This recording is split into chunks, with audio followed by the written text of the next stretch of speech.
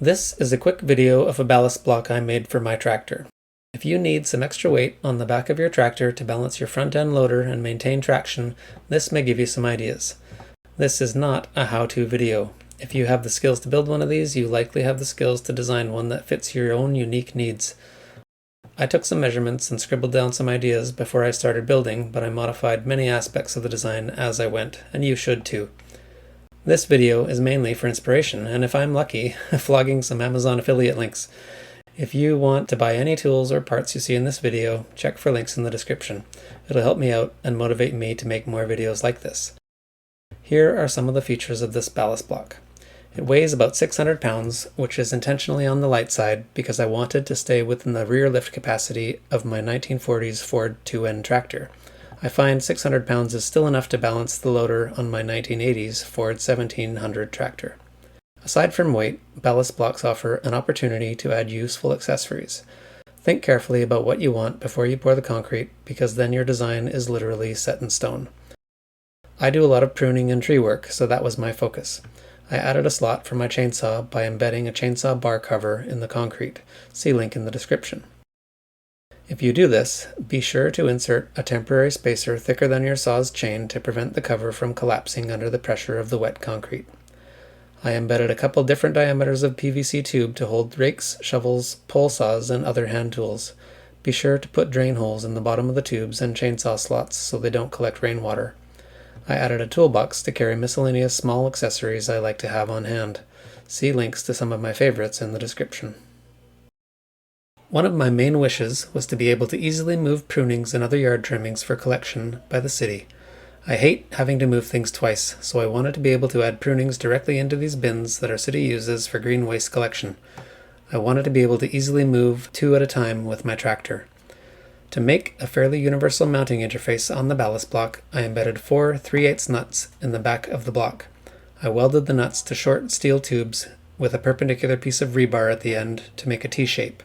This holds the nuts securely within the concrete block and provides space behind each nut to thread in any common length of 3/8 fastener without bottoming out. I've seen other designs where people embedded threaded studs in the block. It's easier, but I think nuts are much better as they're completely flush with the surface and don't get in the way or pose any safety hazard when you're not using them.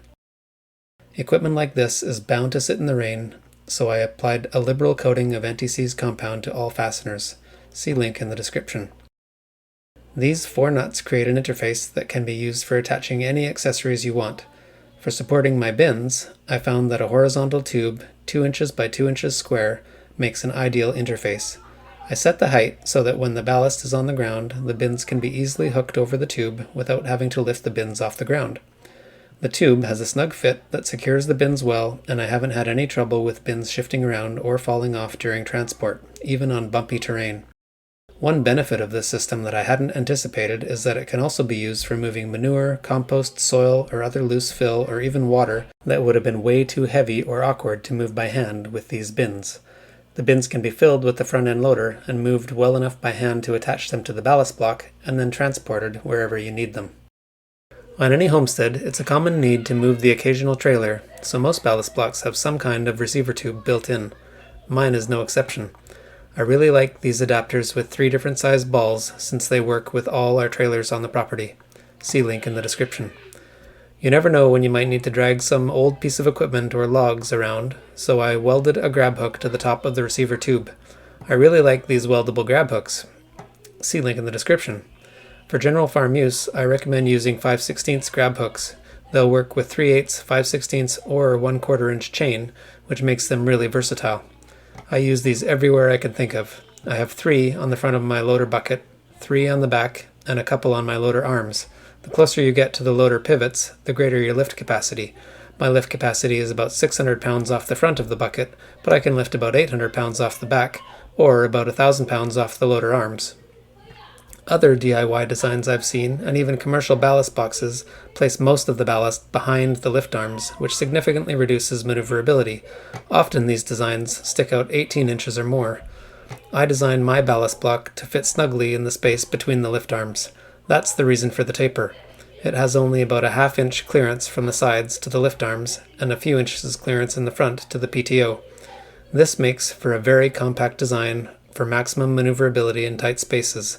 The block only sticks out about 3 inches beyond the lift arms, and the receiver tube sticks out another 3 inches for a total of 6 inches. I think this compact design also looks much nicer. It's like it's an integrated part of the tractor, rather than being a clunky afterthought. Anyway, that's all I have today. Thanks for watching, and if you found any of this useful, please like and subscribe.